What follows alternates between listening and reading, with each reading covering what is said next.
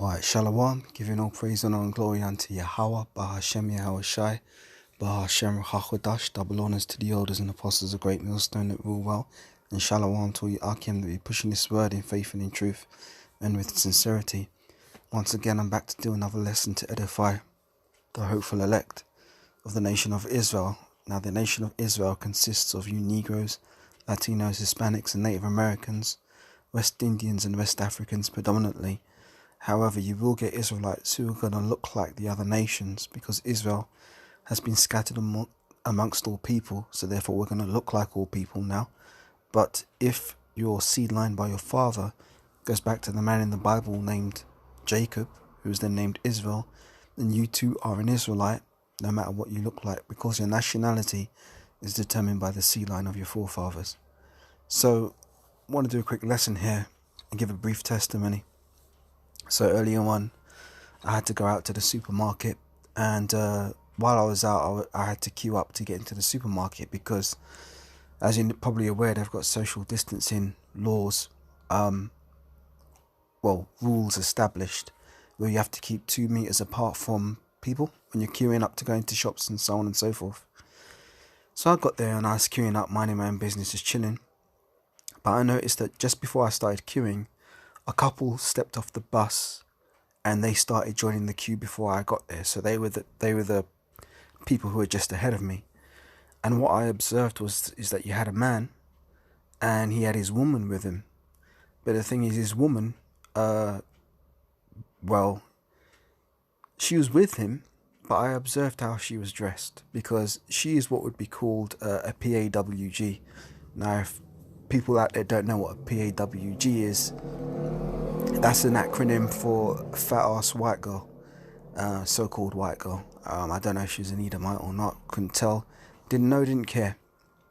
But what I did find interesting was that although she was with a man and she was all hugging up on him, holding his shoulder, kissing his neck and shit, she was wearing these skin tight leggings where you could see the full shape of her ass and the crack and everything. And I looked at this and I thought to myself, why are you doing this? Like, if you've got a man, why are you trying to show off your ass like that? Now, this isn't something that this woman had done. I've seen it many, many, many times. And I thought to myself that, you know what, man, these women don't really love the men that they claim to be with. Because if they really loved the men they claim to be with, they would show respect for their man by not trying to promote the interest of other men. I.e., you're not going to be looking for attention from other men, because if you really love the man you were with, his attention would be sufficient for you. But the reason why I'm making this testimony is because it shows just how wicked these women are, because they're like attention junkies. They just want attention from anyone wherever they can get it, and they've got an insatiable appetite for it. Like, no matter how much attention a woman gets, she always wants more. Now, on the screen here, I just done a quick search on Google. I typed in PAWG leggings, and if you can see, this is exactly what I'm talking about. Like, these girls know exactly that they're showing their full ass when they're wearing these skin-tight leggings which are virtually see-through. Why are they doing this? Why are they doing this? Because they want the attention and they love it. They've got a big booty and they want to show it off. I mean, look at this. It's just ridiculous. It's trashy as hell, man. First and foremost, women aren't supposed to wear garments such as this in the first place. Women are supposed to wear dresses because the scriptures state that it is a shame for a woman to put on a man's garment, and a man shouldn't put on a woman's garment. All that do so are an abomination unto the Most High. So this behavior is abominable to the Most High. Now let me get this in the precepts. Let me get it. It's like you're bearing me, Aki. I'm just going to find this scripture.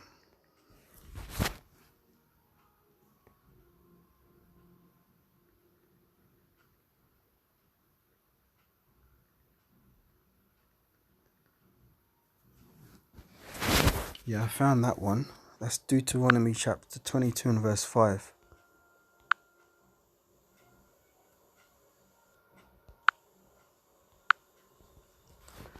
This is Deuteronomy chapter 22 and verse 5, and it states that a woman shall not wear that which pertaineth unto a man, neither shall a man put on a woman's garment, for all that do so are an abomination unto Yahweh thy power. So this is basically wearing a man's garment, these leggings, you know. Basically, it's a skin-tight garment that a man is supposed to wear. Women are supposed to wear dresses, men are supposed to wear trousers. You know, it's just ridiculous. And look how proud these bitches are. Like, they know what they're doing. Look how proud this bitch is. So if someone wants to say, oh, but why are you calling these women bitches? Let me get that in the scriptures. Let me just find that. Bear with me.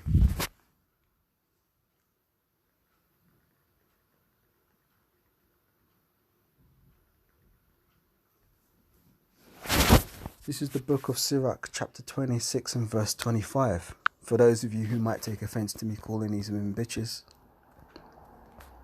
But I'm just reading the scriptures. Deuteronomy 22 and verse 5. Sorry, 26 and 25, Salakia.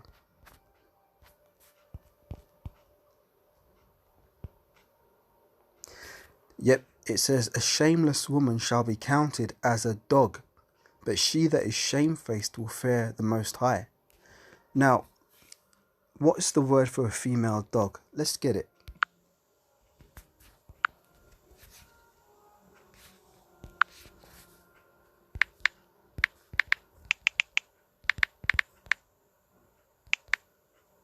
So what is a bitch? A female dog. The bitch won first place in a sporting dogs category. A female of canines generally. Slang, a malicious, unpleasant, selfish person, especially a woman. A lewd woman. Disparaging and offensive, any woman. Slang, a person who is submissive or subservient to someone, usually in a humiliating way. So, I'm just reading out the dictionary. I'm just reading out the Bible. A female dog is a bitch. And the scriptures just said that a shameless woman shall be counted as a dog, but she that is shamefaced will fear the Most High. Now, let me keep reading because there's a lot of edification in this. It says, Sirach 25 and 26, a woman that honoureth her husband shall be judged wise of all, but she that dishonoureth him in her pride shall be counted ungodly of all. So what that woman was essentially doing is she had her ass out there on show and she wanted other men to look at it. So therefore she was dishonouring her husband, i.e. the man who she was with. Now, I'm pretty wise when it comes to things like this, man. So I'm standing there in the queue, going back to the brief testimony this afternoon when I saw this stuff. I'm standing behind them.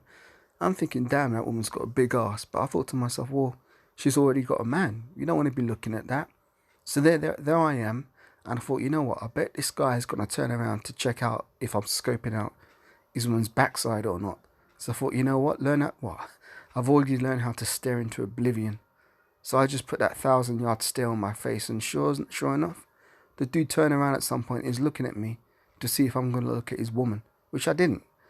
Now, that's the interesting thing, because if I did indeed look at his woman's ass, he turns around and he sees me, he'd be like, what are you doing or whatever. He'd want to get aggressive and he'd want to fight me. Do you think that woman would say, oh, no, just leave him alone, he didn't do anything? No. Her man would get into a scrap and either he'd get his ass kicked or I'd get my ass kicked. And what would the woman be doing? Standing on the sidelines shrieking. But inwardly she'd be thinking, oh, these two men are fighting over me. I must be something special. They must really want me and all this kind of crap. That's how these wicked women's minds works, man. How these wicked women's minds works. So let me get some more edification. Before I continue on in Sirach, I want to jump to James. James 4 and 4.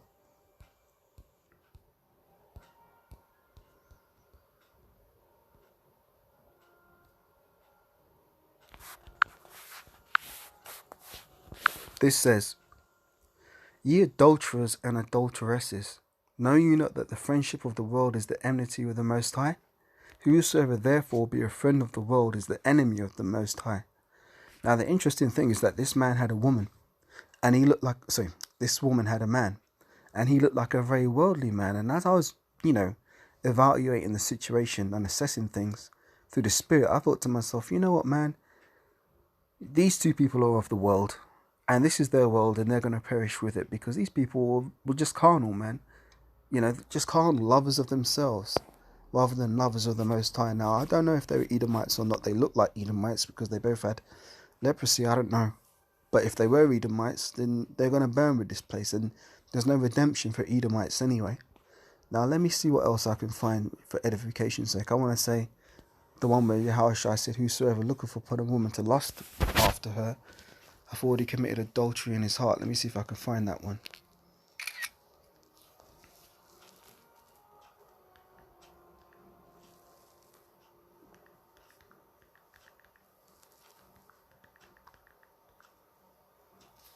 Yeah, found it.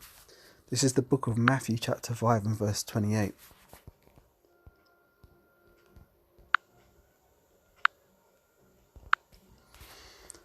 This says, but I say... No, let me read up a bit. Let me read from chapter 5 and verse 27. This is Matthew 5 and 27. It says, and these are the words of Yahushua because they're in red. And for those of you who don't know who Yahushua is the true name of the one that the world ignorantly calls Jesus Christ, who was a so-called black man from the tribe of Judah. Not that leprous image you see of Cesare Borgia and Serapis Christus, which isn't the Lord at all, but a false image that was put up by the Edomites to basically crucify the Lord again and exile his image. So this is the book of Matthew 5 and 27. It says, ye have heard that it was said by them of old time, thou shalt not commit adultery.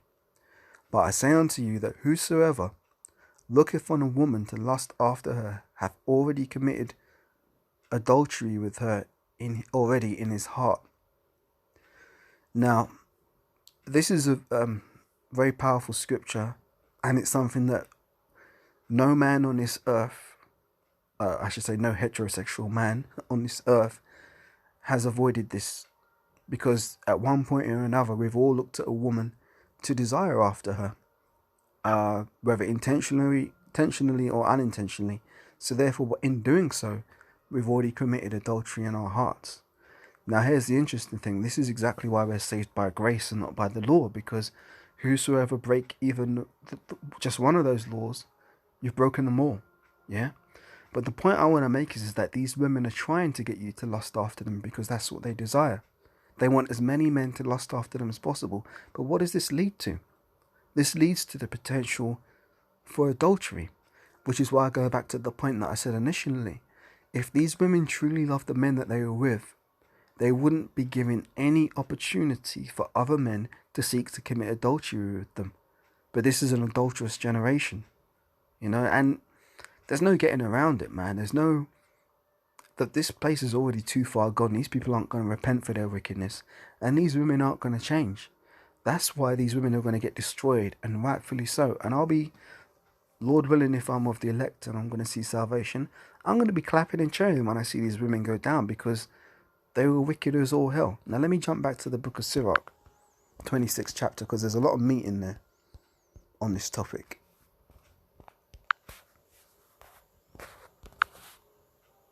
Let's read down.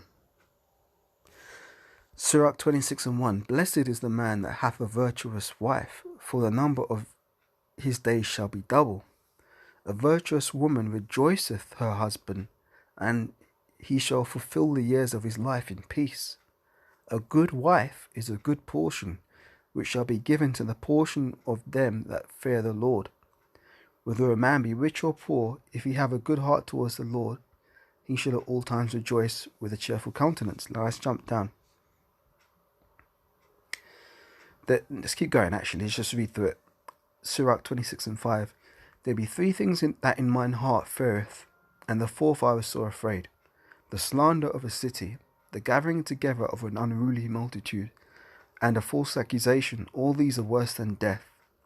But a grief of heart and sorrow is a woman that is jealous over another woman, and a scourge of the tongue which communicateth with all. An evil wife is a yoke shaken to and fro. He that hath hold of her is as though he held a scorpion. So that man who was in the queue in front of me with this big booty Pierre Dawichi woman on his arm, it was as if he was holding a scorpion, man.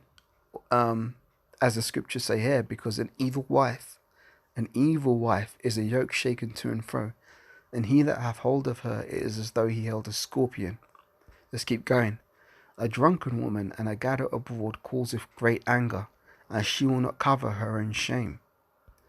The whoredom of a woman may be known in her haughty looks and eyelids, which is exactly what that woman had today in front of me. If thy daughter be shameless, keep her in straitly, lest she abuse herself through overmuch liberty. Watch over an impudent eye, and marvel not if she transpass against thee. Salakia, let me read that again. Sirach 26:11. Watch over an impudent eye, and marvel not if she trespass against thee. She will open her mouth as a thirsty traveller when he hath found a fountain, and drink of every water near her. By every hedge will she sit down, and open her quiver against every arrow. The grace, let me just break that down so people understand that one. Sirach 26:12. Basically, what's being said here is a metaphor. And the metaphor of a woman opening her quiver to every arrow is a metaphor about these women sleeping with multiple men. They're basically opening up their legs to receive every arrow which the man's going to put in her through having sex, to put it bluntly. Let's keep going. Sirach 26:13. The grace of a wife delighteth her husband, and her discretion will fatten his bones. See, discretion is that key word. If these women were discreet, they wouldn't be showing their asses out like that. Sirach 26:14. A silent and loving woman is a gift of the Lord, and there is nothing so much worth as a mind well instructed. A shamefaced and faithful woman is a double grace, and her content mind cannot be valued. I should say her continent mind cannot be valued. Slakia. Sirach 26:16. As the sun when it ariseth in the high heaven, so is the beauty of a good wife in the ordering of her house. And it's quite funny. Salakia. Notification there. It's quite funny because if we want to talk about the ordering of houses, what I noticed is that when I finished collecting the items that I needed in the supermarket, once again, this man and his woman were standing in front of me. And what were they buying? They were buying like ready meals, ham, pork, all that kind of stuff. And I thought to myself, these people are lost, man, tucking into that swine's flesh and shit. Pork and alcohol was in their trolley. And I just thought, is that how you're ordering your house? Is that how you're living? But these people, they're carnal minded and they ain't about the truth anyway. So let's keep going. Sirach 26:17. As the clear light is upon the holy candlestick, so is the beauty of the face in ripe age. As the golden pillars upon the sockets of silver, so are the fair feet with a constant heart. Let me jump down a bit. Sirach 26:22. An harlot shall be accounted as spittle, but a married woman is a tower against death to her husband. Here's another beautiful precept. Sirach 26:23. A wicked woman is given as a portion to a wicked man, but a godly woman is given to him that feareth the Most High. So that woman was that man's portion.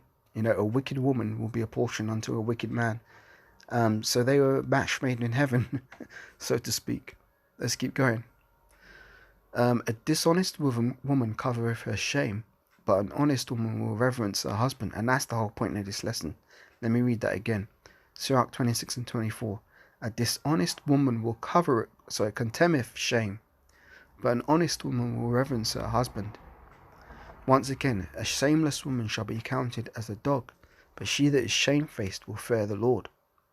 A woman that honoureth her husband shall be judged wise of all, but she that dishonoureth him in her pride shall be accounted ungodly of all. That's it. This lesson's already been 20 minutes long. I don't need to make it any longer. I've made the point, Lord willing. Just go back to the topic of the lesson. This is what most people in. Let me look at this. This same woman's doing the same pose, who all these different outfits. I mean, come on, man. Is that what all your life's about, showing off your ass? Sad, man. This is what the world has become. And this is why this place has got to be destroyed, because there's no future in this place. There's no love in this place. The love of many is waxed cold. People are lovers of themselves rather than lovers of the Most High. So this is just ridiculous, and this place has got to go, man. So I'm going to close it out there. Once again, giving all praise and all glory unto Yahweh, Ba'Hashem Yahushai, Ba'Hashem HaKodash, double honors to the elders and apostles of Great Millstone. Shalom to you, brothers, who be pushing this word in truth and in sincerity. But I just want to say one more thing. I bet this video is going to end up getting loads of hits if there's some big booty bitch in the thumbnail. Whereas I'll do edifying lessons on all kinds of biblical topics. They don't get no views. But as soon as I put a woman in the thumbnail, you watch. I bet this video is going to get bare hits. Not that it matters, because we're not in this for the hits, but it just shows the folly of these people, man.